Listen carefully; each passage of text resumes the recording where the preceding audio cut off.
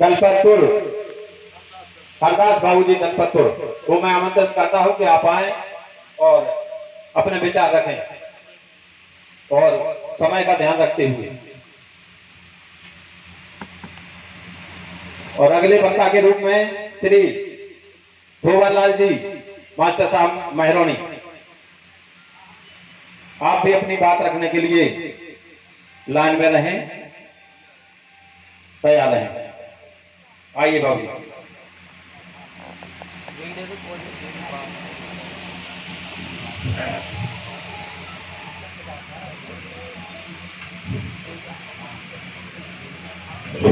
सर्वप्रथम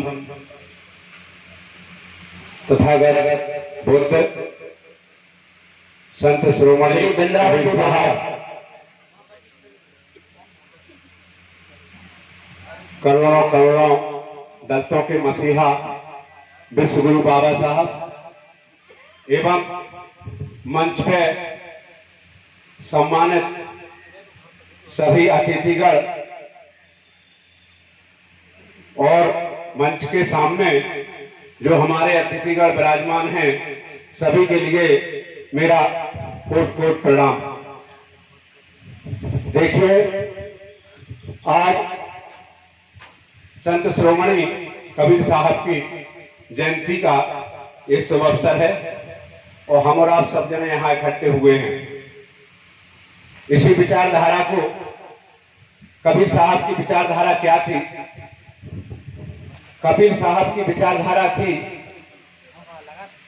मनुष्य को अपने आप में देखना चाहिए, पाखंड के चक्कर में नहीं पड़ना चाहिए। तो उनका कहना था, उनने किसी को नहीं छोड़ा, सभी के लिए कुछ ना कुछ उन्होंने जरूर बोला और निराकार के रास्ते पर चल करके इंसान को एक जीवन उद्धार के लिए बहुत अच्छा उनने अपनी विचारधारा दी है कबीर साहब ने। जैसे कि उनने कहा था कि काकड़ पाथर जोड़ के मस्जिद लई बनाए, जा चढ़ मुल्ला बोलता क्या बहरा हुआ खुदा। ये कबीर साहब की अमृत वाणी है।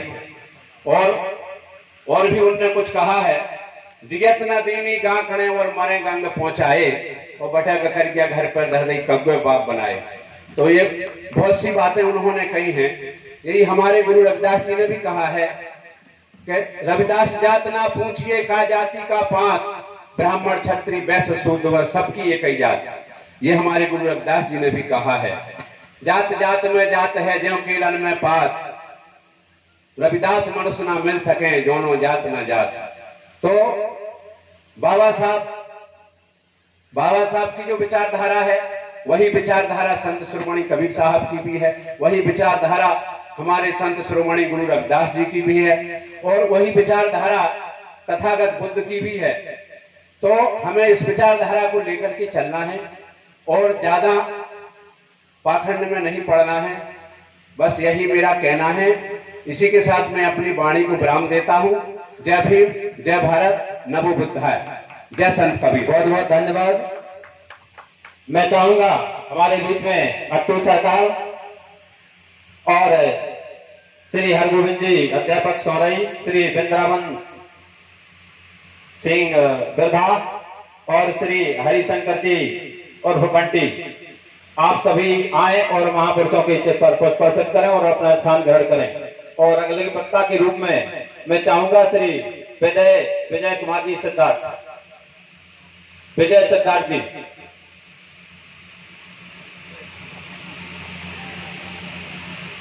चलिए क्या आप आए और अपना उद्बोधन दें। धन्यवाद संचालक महोदय। एक बड़ा ही खतरनाक विषय रखा गया है संगोष्ठी के अवसर पर। मैं सभी का जो मंच पर सम्मानित बैठे हैं हमारे महापुरुष है, सबके नाम इसलिए नहीं ले रहा हूं कि इतना समय नहीं है। हमारे समाज में इतने महापुरुष हैं कि मैं अभी नाम लूंगा तो शायद शाम हो जाएगी और महापुरुषों के नाम खत्म नहीं होंगे। इस मंच पे जो बैठे हैं उनको सम्मान करता हूं, मेरे सामने जो बैठे हैं मुझे सुन रहे हैं उनका सम्मान करता हूं। किसी एक का नाम लूंगा दूसरे को बुरा लगेगा, इसलिए सभी मेरे सम्मानी हैं। अपनी बात शुरू करने से पहले जैसा कि देसा जी ने कहा कि 2 या 3 मिनट ही लेना, लेकिन मैं उनसे नाराज हूँ, क्षमा चाहता हूँ अपनी नाराजगी व्यक्त करने के लिए कि अगर हमने 30-35 साल की उम्र ले ली है तो फिर सिर्फ 3 मिनट ही क्यों बोले? अरे कम से कम इतना समय तो दो कि जो हमारे अंदर भरा हुआ है ज्ञान, वैसे ज्ञान नहीं है आप लोगों के सामने, लेकिन जितना भी ज्ञान है वो निकाल तो सके। 3 मिनट में तो केवल संबोधन ही कर पाएंगे। मैं शुरू करता हूं अपनी बात। बौद्ध धर्म की बात करनी है। बौद्ध धर्म को अपनाया क्यों जाए, उसके लिए मैं बस एक छोटी सी बात करता हूं, उसमें जो आपको गलत लगे उसके लिए क्षमा प्रार्थी। एक बार की बात है, गांव में एक महिला थी, उसके पति का स्वर्गवास हो गया, यानी विधवा हो गई। वो विधवा होने के बाद उसने बुद्ध धर्म अपनाया। अब बुद्ध धर्म अपनाया, भाई गांव का माहौल था, लोगों ने उसको तिरस्कार करना शुरू किया, करना ही था, क्योंकि विधवा और तलाकशुदा महिला, इस पर सबकी खराब नजर ही रहती है। कहना नहीं चाहिए मुझे, लेकिन मैं क्षमा प्रार्थी हूं उस चीज के लिए, लेकिन ये सच्चाई है। जब उसको लोगों ने तिरस्कार करना शुरू किया, एक दिन वो नहा के आई और उसने अपनी सास से कहा, कल आई एम प्रेग्नेंट, मैं गर्भवती हो गई हूं। इतनी खबर पहुंची तो सास ने वो ठठी कंडा बांध नहीं हते, वो तो हो गया वो। उसके बाद पूरे गांव में बात फैली, कल वो तो गर्भवती हो गई, प्रेग्नेंट हो गई, ऐसा कैसे हुआ? पूछा, कल कौन है इसका जिम्मेदार? कल जिम्मेदार का तो हमें पता नहीं है, लेकिन होगा कोई ऋषि महात्मा होगा, उसकी वजह से हम हो गए। कल बता कौन ऋषि महात्मा है जिसकी वजह से तुम इतने वो हुई हो? कल वो क्या है कि अभी हम सुबह नहाने गए थे, तो हो सकता है उस नदी में किसी ऋषि महात्मा का वीर स्खलित हो गया होगा, मैंने नहाया तो मैं गर्भवती हो गई। क्षमा चाहता हूं, ये शब्द मुझे नहीं बोलना चाहिए, लेकिन जो सच्चाई है उसको अग्नि परीक्षा से गुजरना पड़ता है, इसलिए मैं ये बात कह रहा हूं। जब उसने कहा हो सकता है किसी ऋषि महात्मा ने नहाया होगा, उसमें उसका वीर स्खलित हो गया होगा, इसलिए उस वीर से मैं गर्भवती हो गई। पंचायत जोड़ी गई, कल वो ऐसी ऐसी बोल रही है। कल क्यों भाई, आप साबित करो कि ऐसा होता है। कल हाँ, वो तो मैं हुई हूँ गर्भवती, मैं किसी ऋषि महात्मा के उससे हुई होगी, इसलिए मैं गर्भवती हूँ। कल नहीं, ऐसा नहीं हो सकता है, कल बिना उसके जो नहीं हो सकता है, मिलन के बिना नहीं हो सकता है जो वो। तब उस महिला ने बहुत अच्छा जवाब दिया, जो बात गौतम बुद्ध ने अपनी उसमें भी कही है। गौतम बुद्ध ने बौद्ध धर्म ये बात भी कही गई है। उसने कहा कि जब मछली के आंसू से बच्चा पैदा हो सकता है, जब मटके से सीता जी का जन्म हो सकता है, आग से द्रौपदी का जन्म हो सकता है, मतलब आप जो कहते हैं उससे सब कुछ हो सकता है, तो क्या मैं गर्भवती नहीं हो सकती? कल नहीं, ऐसा नहीं हो सकता है। कल तो यही मैं आपसे कहना चाहती हूं, मैं गर्भवती नहीं हूं, मैं तो सिर्फ आपको एक उदाहरण दे रही थी कि जो आप लोगों ने ये पाखंड फैलाया हुआ है कि आंसू के मगरमच्छ के आंसू से बच्चा पैदा होना, घड़े से बच्चे का पैदा होना, ये सब पाखंड है। और मैं आपसे कहना चाहती हूं कि आप इस पाखंड से दूर रहें, तभी आपका उद्धार होगा। इसलिए मेरा आपसे कहना है, लोग आपसे पूछेंगे जब आप बौद्ध धर्म अपना लेंगे, जिन लोगों ने यहाँ बैठे हुए, निश्चित बात है आधे से ज्यादा बौद्धिस्ट हैं तभी यहाँ बैठे हुए हैं, मतलब जो बौद्धिस्ट नहीं है वो इस मंच के नीचे नहीं बैठता, और जो नहीं है वो यहाँ बैठा है, वो आज ये प्रण कर ले, यहाँ से भारती जी को सुनने के बाद, भंती जी को सुनने के बाद, ये मेरा विश्वास है कि वो बौद्ध धर्म अपनाने के मजबूर हो जाएगा। बौद्ध धर्म अपनाने से पहले या बौद्ध धर्म के बारे में जानने से पहले ये जरूरी है कि हम गौतम बुद्ध को जाने, तब आप बौद्ध धर्म को जान पाएंगे। गौतम बुद्ध को जानने के लिए कोई ज्यादा वो नहीं है, आप ये सोचें कि हमें गौतम बुद्ध के लिए कुछ करना पड़ेगा, कुछ नहीं करना है आपको। आप सिर्फ गौतम बुद्ध को पढ़िए, अगर नहीं पढ़ सकते हैं तो उनको सुनिए, अगर नहीं सुन सकते हैं तो किसी को पढ़वा के सुनिए। जहां भी गौतम बुद्ध का प्रोग्राम हो रहा है उसमें जाइए, गौतम बुद्ध ने क्या उपदेश दिए हैं ये सब जानिए। मेरे ख्याल से यहाँ पे जितने लोग बैठे हैं उन सभी लोगों ने इंटरमीडिएट की परीक्षा दी होगी, जिन्होंने नहीं दी है कोई बात नहीं, जिन्होंने दी है इंटरमीडिएट में इंग्लिश में, हमारे गुरुजी बैठे हैं श्री महाराज सिंह जी, उन्होंने मुझको पढ़ाया होगा। द लाइट ऑफ एशिया एक पोयम है, वो पोयम सिर्फ गौतम बुद्ध पर ही है, उसका हिंदी में अनुवाद है एशिया का प्रकाश। आप सोचें, इस दुनिया का सबसे बड़ा जो महाद्वीप है वो एशिया महाद्वीप है, उस महाद्वीप का जिसको प्रकाश कहा गया है वो गौतम बुद्ध को कहा गया है। तो इसका मतलब गौतम बुद्ध बहुत बड़े ज्ञानी पुरुष थे। इसलिए मेरा आपसे निवेदन है कि अगर आपके परिवार में कोई इंटरमीडिएट में पढ़ रहा है तो उस बच्चे से कहें कि बेटा वो लाइट ऑफ एशिया को एक बार पढ़ो और फिर मुझको सुनाओ उसमें आखिर क्या दिया है। उसमें एक बात की बात है, गौतम बुद्ध, ज्यादा डीप नहीं जाऊंगा। गौतम बुद्ध ने एक बार सपना देखा था, उसमें 7 सपने देखे थे, 7 ड्रीम्स। उनका लंबा मतलब है, वो मैं आपको समझाऊंगा बाद में। उसमें जब एक महात्मा आए, उनसे उनके पिताजी ने पूछा गौतम बुद्ध के कि अब मेरे लड़के ने 7 सपने देखे, इनका मतलब बताओ। तो उन 7 शब्दों का सिर्फ एक ही मतलब उन्होंने बताया था, अलग अलग मतलब है, वो डीप नहीं जाऊंगा मैं। उन्होंने ये बोल दिया था कि कुछ दिनों बाद आपका ये धर्म खत्म होने वाला है। आप जो इस राज्य पे राज कर रहे हैं, ये जितने भी आप धर्म फैला रखे हैं, ये धर्म खत्म होने वाला है। और गौतम बुद्ध कुछ दिनों बाद अपना स्वयं का एक धर्म चालू करेंगे और वो इतना खतरनाक धर्म होगा कि आने वाले समय में सबसे ज्यादा अनुयायी उसी धर्म के होंगे। तब उन्होंने पूछा गौतम बुद्ध के पिताजी ने, शुद्धोधन ने, कि ऐसा क्या रहेगा कि वो रहेगा। उन्होंने ये कहा कि उस धर्म में ना तो पाखंड होगा, ना अंधविश्वास होगा, सिर्फ विज्ञान के तत्व होंगे, इसलिए वो धर्म सबसे आगे बढ़ेगा। आई यही बात है, जहां पर अज्ञान होगा, अगर उस अज्ञान को आपको विरोध करना है तो सबसे पहले जरूरी है कि उसका ज्ञान आपको होना चाहिए, तब आप उस अज्ञान को चेंज कर सकते हैं, आप उस अज्ञान को बदल सकते हैं। जहां पाखंड है, उस पाखंड को खत्म करने के लिए जरूरी है कि उस पाखंड में जितनी चीजें लिप्त हैं, उन चीजों को आप समझें, उसको पढ़ें, फिर अपने ज्ञान से उसका कटाक्ष करें, तभी आप उसको कुछ कर पाएंगे, नहीं तो नहीं कर पाएंगे। आप ये सोचें कि लोग जो है हम ऐसे ही अपने धर्म को बढ़ा देंगे, तो ऐसे नहीं बढ़ेगा। सिर्फ सभाएं करने से या सिर्फ मीटिंग करने से ही हमारा धर्म नहीं बढ़ेगा। हमें अपने धर्म को बढ़ाने के लिए अपने दिल में पहले गौतम बुद्ध को बैठाना होगा। लोग ये कहते हैं कि हमारे शरीर में रक्त बह रहा है। मैं आपसे ये कहना चाहता हूं कि अगर मान लीजिए आपके सीने में खंजर मार दिया जाए तो रक्त के पहले गौतम बुद्ध दिख जाने चाहिए, तो आप असली बौद्धिस्ट हैं। आपकी नसों में गौतम बुद्ध बहने चाहिए, आपके दिमाग में बाबा साहब अम्बेडकर होने चाहिए, आपके शरीर में कबीर साहब होने चाहिए, तब आप सही बौद्धिस्ट हैं। बौद्धिस्ट का ये मतलब नहीं है कि हमने यहाँ पे सभा कर ली, नमन किया, सब किया, अब उसके बाद 9 दुर्गा का व्रत कर लिया, फिर वो आपका गौतम बुद्ध नहीं कहलाएंगे, आप बौद्धिस्ट नहीं कहलाएंगे। अगर आप वाकई में अपने आप को बौद्धिस्ट कहना चाहते हैं तो कोशिश ये कीजिए कि जब आपकी सुबह नींद खुले तो आपके मुख से नमो बुद्धाय निकले, जब आप दूसरी बात बोले तो आपके मुंह से जय भीम निकले। मैं ज्यादा समय नहीं लूंगा, इसीलिए मैंने एक तरीका अपनाया। लोग कहते थे कि हमको सुबह उठते ही जय भीम बोलना चाहिए, जय भीम बोलना चाहिए, तो मैंने कहा यार ऐसा क्या करूं कि सुबह उठते ही मेरे मुंह से जय भीम निकले। मैंने उसका एक सीधा तरीका अपनाया। मेरे 2 लड़के हैं, मैंने बड़े वाले का नाम जय रखा है और छोटे वाले का भीम रखा है।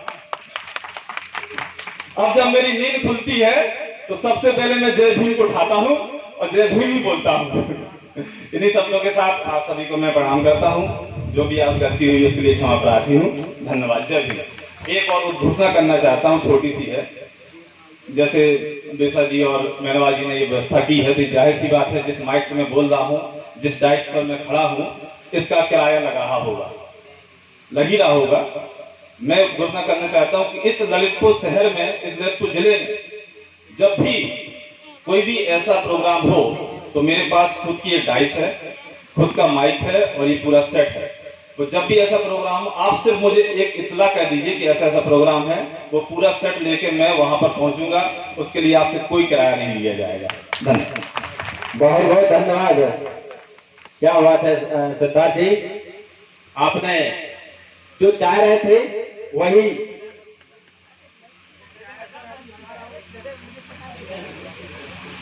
तो करें आप थोड़ी बहुत। चलिए अगले वक्ता के रूप में मैं इंजीनियर चंद्रशेखर जफरा जी को आमंत्रित करता हूं कि आप आए और अपना समय को देखते हुए अपनी बात रखें। सम्मानित इंजीनियर साहब। और अगले वक्ता के रूप में श्री कालूराम जी नेताजी घोड़ा, आप तैयार रहें। आइए।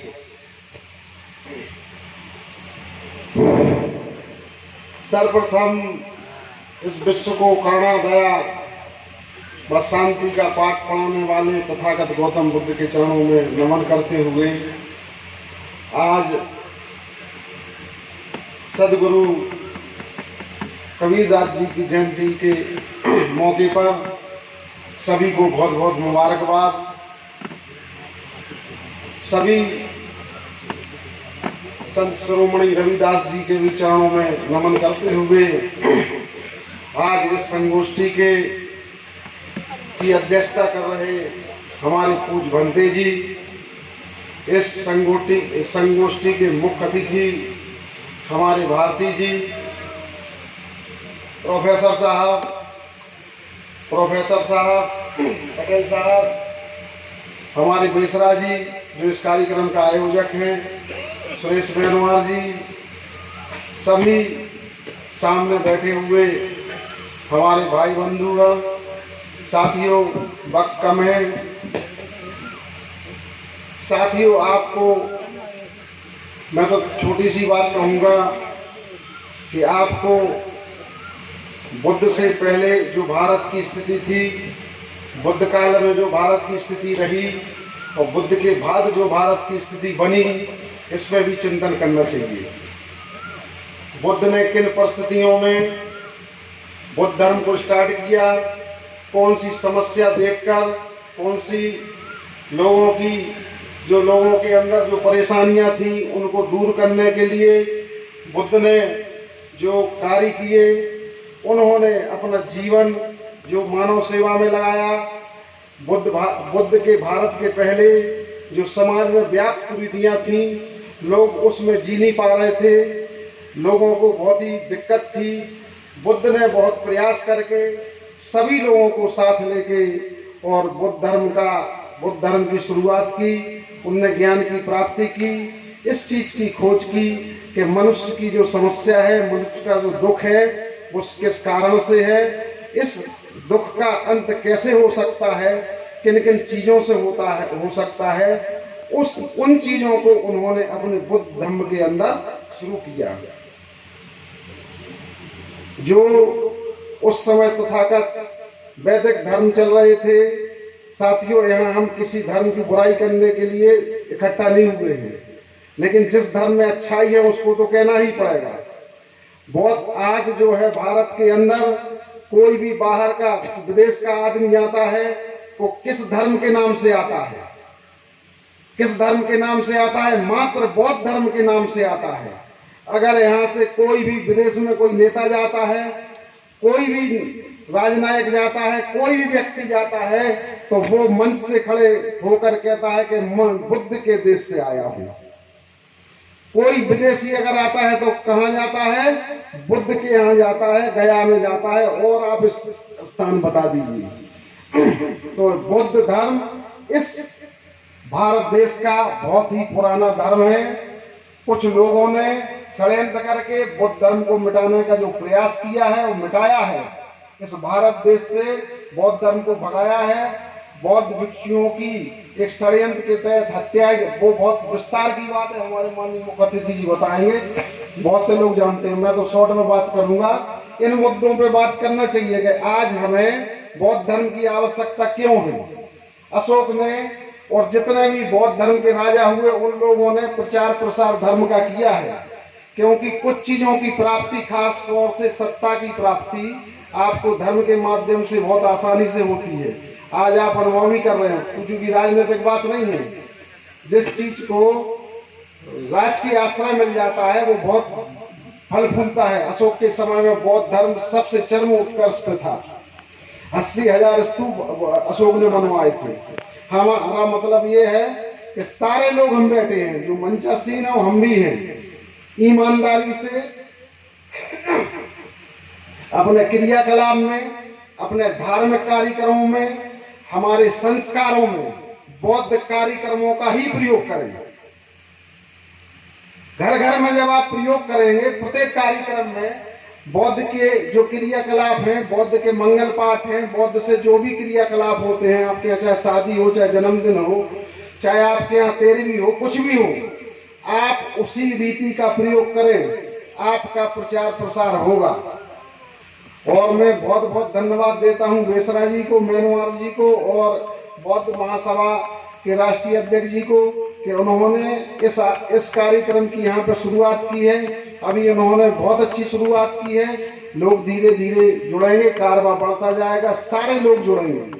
लेकिन इसके मूल में जाने की बात है, चूंकि इधर उधर की बात करने की आवश्यकता है नहीं, चूंकि जो हमारा सनातनी धर्म था वो बहुत ही कठोर और कटु था। इसलिए मध्यम मार्ग को खोजने में बुद्ध भगवान ने जो अपना सारा जीवन लगाया, हमें उस समय जो ये मान लीजिए कि शूद्र अतिशूद्र और नारियों के लिए जो बहुत ही विषमता थी, सामाजिक विषमता थी, वो सामाजिक विषमता धर्म से पैदा होती है। उस विषमता को दूर करने के लिए बौद्ध धर्म ने अपना धर्म चलाया, अपने सूत्र चलाए, लोग उन पर चलकर सुखी रहे। तो मेरा इस मंच से सभी लोगों से यही निवेदन है कि सारे लोग बौद्ध धर्म के रास्ते पर चले। मध्यम मार्ग है, सरल मार्ग है, अहिंसा का मार्ग है, किसी को दुख पहुंचाने का मार्ग नहीं है, झूठ बोलने का मार्ग नहीं है, किसी से छल करने का मार्ग नहीं है। बौद्ध धर्म अहिंसा का मार्ग है, करुणा का मार्ग है, दया का मार्ग है। जब आपके अंदर ये आ जाएगा तो ये आप अपने आप करने लगेंगे। इसी सब बातों के साथ मैं सभी का पुनः बहुत बहुत धन्यवाद देता हूँ और पुनः जो है कबीर जी के जयंती पर पुनः सभी को मुबारकबाद देता हूँ। जय भीम, जय भारत, नमो बुद्धाय।